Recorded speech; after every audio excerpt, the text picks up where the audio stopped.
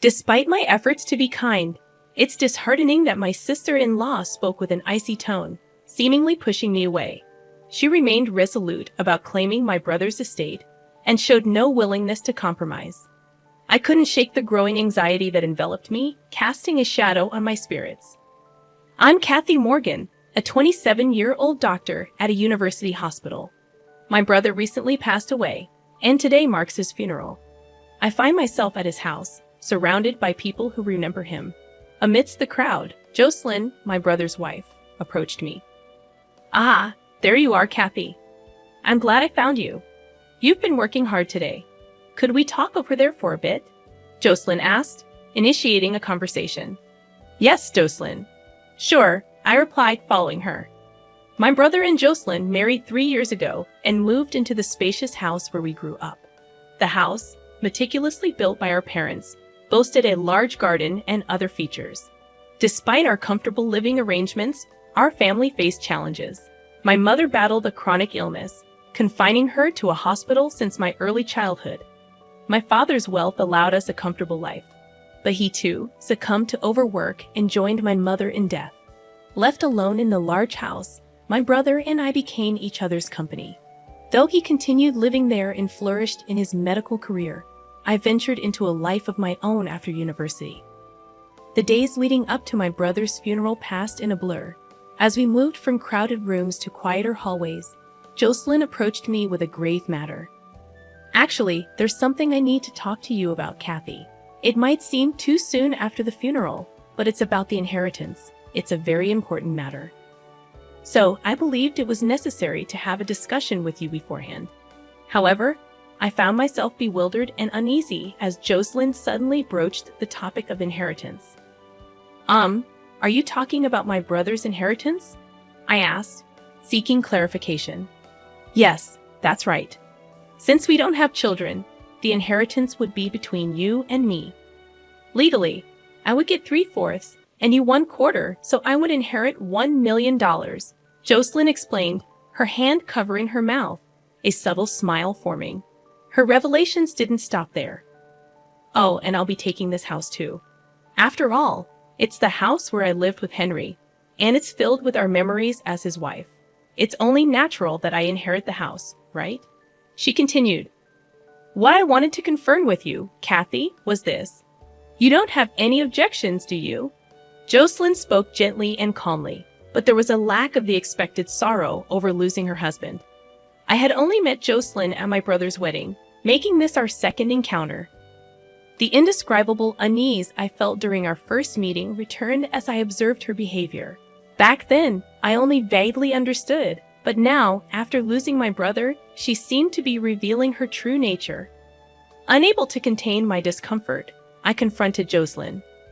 "Jocelyn, I think this is not the way such important matters should be discussed. Properly, on another day," I asserted. Upon my objection, Jocelyn suddenly turned distant. Her previously calm face tightened, and she looked at me with cold eyes. "Oh, is that so? I'm trying to be nice, and yet you don't understand. What a pity. Well, I have a reliable lawyer. I will make sure to get my share of the inheritance," she said, her tone condescending. "I married Henry because he came from a wealthy family. Why would I marry such a serious and boring man for any other reason? He was truly uninteresting, and I'm genuinely relieved that he's gone from this world." I couldn't believe what Jocelyn was saying. My bad premonition about my sister-in-law was proving true. Did my brother know this side of her? If he did, why did he choose to marry someone so unsuitable for him? Shocked and unable to say anything, I watched as Jocelyn walked away, having said what she wanted and seen my reaction. She probably felt there was no need to stay any longer. I stood there frozen, overwhelmed by complex emotions. Even after returning to my own home, I felt downcast and engulfed in gloom. I had a feeling that more unpleasant things might follow, leaving me restless as these thoughts weighed on me. I found myself reminiscing about the years spent with my brother, feeling as if my heart would burst. Realizing I was now alone, tears involuntarily traced my cheeks. Then, a precious promise I had made with my brother vividly came back to me, as if I were seeing it right in front of my eyes. "Kathy, I've decided when I grow up, I'll become a doctor. One good enough to cure mom's illness. If Big Brother is going to be a doctor, then I'll become one too. We'll study together and find a cure for mom's illness, right? Let's work hard to become doctors together. Then mom will surely get better. My brother had declared, his face beaming with happiness. That important promise echoed in my mind after our mother passed away. My brother reaffirmed his resolve to me, saying, "Kathy, I've decided to pursue medicine. There are many people like mom fighting against diseases. I want to continue researching until we find a treatment for her illness." I shared his sentiment, and together we seriously aimed to become doctors. But now, my brother is gone, and I felt the weight of working hard for both of us. 3 days later, a problem arose. I received a call on my cell phone from the hospital where my brother had worked. The caller, Robert, a subordinate of my brother, apologized for contacting me suddenly and expressed a need to discuss something regarding Henry's wife. Agreeing to meet at the hospital, I waited in the cafeteria for Robert. He soon appeared and got straight to the point after a brief greeting. He explained, "Actually, yesterday, Jocelyn suddenly came to the ward. She brought some sweets, saying my husband received great care here. Then she asked who was the closest to her husband among his colleagues." Describing Henry as kind and dependable, Robert recounted their college days and work experiences. However, Jocelyn's line of questioning seemed to change, as if she was probing for something more. She then asked, "Is there anything my husband was hiding from me?" Instinctively feeling that getting further involved was dangerous, I answered, "Not that I know of." Suddenly, Jocelyn raised her voice, demanding to see where her husband's belongings were. She insisted that she could check them right there, threatening consequences if anything hidden was found. Understanding that Jocelyn was searching for something related to the inheritance, Robert explained that he refused her request, citing the confidential and personal nature of the ward. However, she was later seen wandering around the hospital, probing other staff. I couldn't forgive Jocelyn for barging into my brother's workplace and troubling unrelated people. Deciding it was best to meet with her directly and settle things, I thanked Robert and was about to leave when Jocelyn appeared at the hospital entrance. It seemed like she was planning to probe around the hospital again today. Noticing me, Jocelyn approached and spoke. "Oh, Kathy, what are you doing here? Were you thinking the same thing, perhaps?" I found myself speechless, maintaining a silent demeanor as Jocelyn suddenly burst into laughter. "You're searching too, aren't you? You don't have to hide it. Searching for what? Pretending you don't know Henry's will. He must have thought that if I got it, nothing good would happen. He would have written a will to prevent me from getting the inheritance. If he did write one, he must have given it to someone without hiding it, so I probed you. But it seemed you didn't know," Jocelyn remarked, continuing her tirade despite my silence.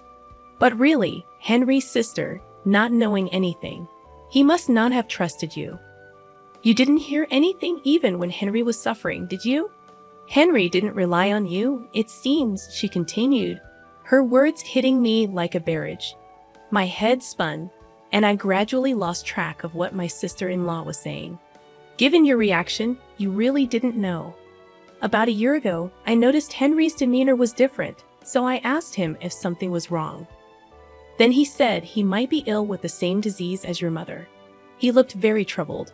His complexion was poor too.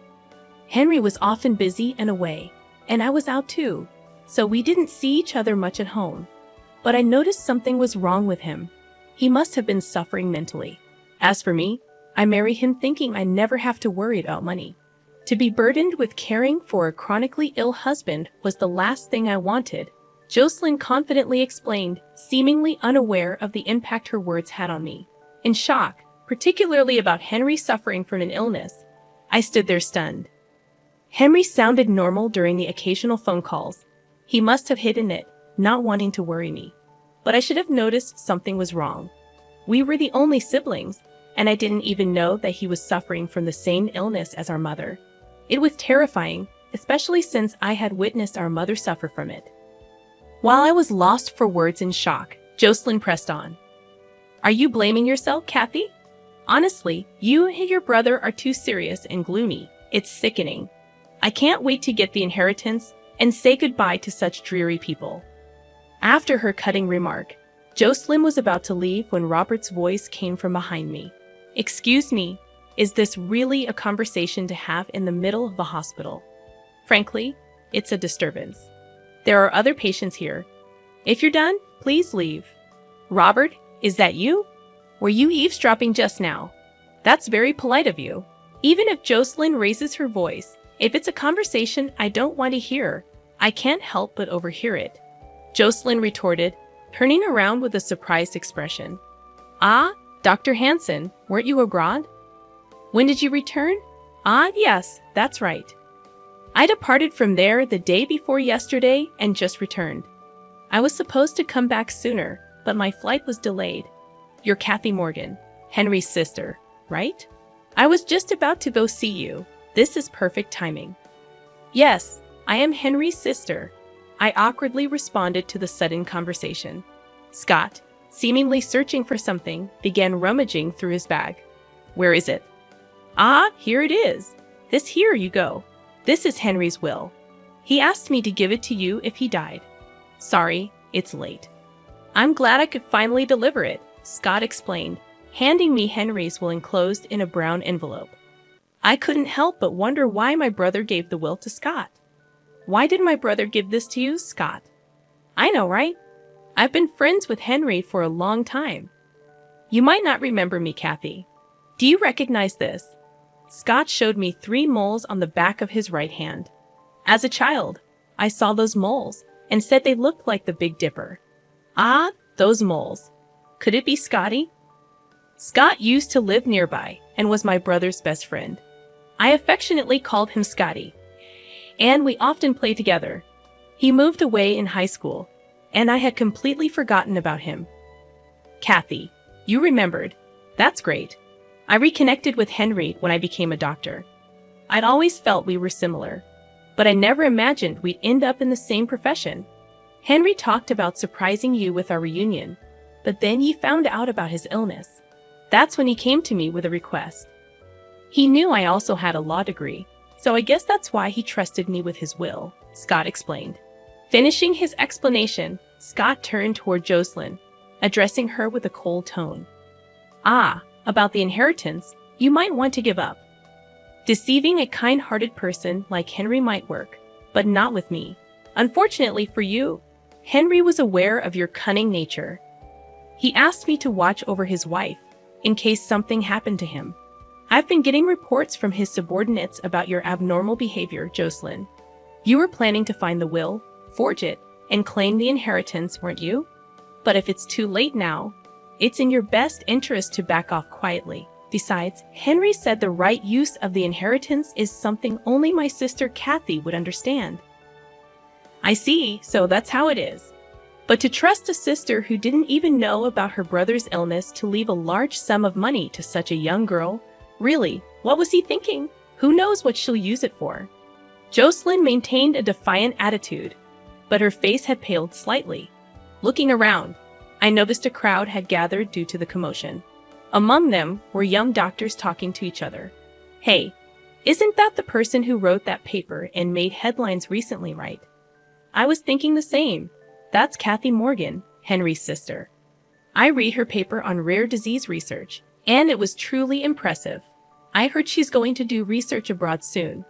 The conversation among the young doctors caught the attention of other medical personnel, causing a buzz in the area. More discussions were overheard. "Isn't that Henry Morgan's wife causing a scene? She's famous for being seen around Fifth Avenue." "Oh, well, that's true. Shopping for luxury brands, going on trips, living a flashy life. I heard she's been supporting a gigolo. Maybe she's after the inheritance. That's possible. I mean, she's been wandering around the hospital, asking questions. It's creepy." Amidst various conversations, I realized I hadn't yet checked the will from my brother. I peered into the brown envelope in my hands. Inside, there was a piece of stationery and a white envelope marked will. Upon opening it, I saw it began with "To Kathy" in my brother's handwriting. As I read through it, I was so shocked by the contents that I instinctively handed the will to Scotty. "Scotty, this is..."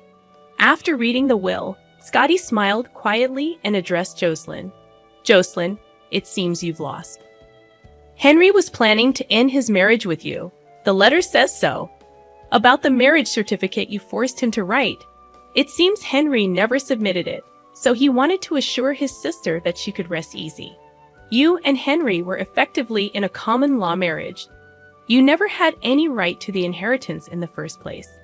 That's a lie. There's no way he would do such a thing. Jocelyn's momentum faded, and she began muttering quietly to herself. Kath, can I see that envelope too? May I? Oh, sure. Scotty peered inside the brown envelope and confirmed its contents, then added another blow.